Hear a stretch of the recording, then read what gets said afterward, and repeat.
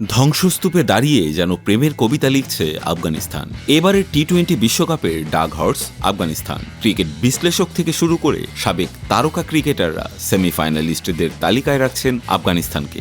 নিজেদের দিনে যে কোনো দলের জন্য হুমকি হয়ে দাঁড়ায় রশিদ খানের দল। তারই ধারাবাহিকতায় চলমান টি-20 বিশ্বকাপে প্রথমবারের মতো নিউজিল্যান্ডকে হারিয়ে চমক দিয়েছে আফগানরা। আগে ব্যাট করতে নেমে 159 রানের চ্যালেঞ্জিং পুঁজি গড়ে তারা। লক্ষ্য তাড়া করতে নেমে ফারুকি রশিদদের সামনে দাঁড়াতেই পারল না কিউইরা। মাত্র 75 রানে অল আউট কেইন উইলিয়ামসনের দল। 84 রানের বিশাল হার দিয়েই বিশ্বকাপ মিশন শুরু হলো তাদের। গায়ানায় প্রভিডেন্স স্টেডিয়ামে এদিন টসে জিতে ফিল্ডিং করার সিদ্ধান্ত নেয় নিউজিল্যান্ড অধিনায়ক কেন উইলিয়ামসন। শুরু থেকে রানের গতি বাড়াতে থাকে দুই আফগান ওপেনার ইব্রাহিম জারদান ও রহমতুল্লাহ গুরবাজ। উদ্বোধনী জুটিতে 103 রান যোগ করেন জারদান ও গুরবাজ। ব্যক্তিগত 44 রানে ম্যাট হেনরির বলে জারদান বোল্ড হলে ভাঙে সেই জুটি। সঙ্গী না পারলেও অনবদ্য এক 50 তুলে নেন গুরবাজ। দলের পক্ষে সর্বোচ্চ 80 রান করেন তিনি। এরপর তিনে নামা আজমাতুল্লাহ উমরজাই 22 রান করেন। আর কেউ 2 অঙ্কের ঘরে যেতে পারেননি।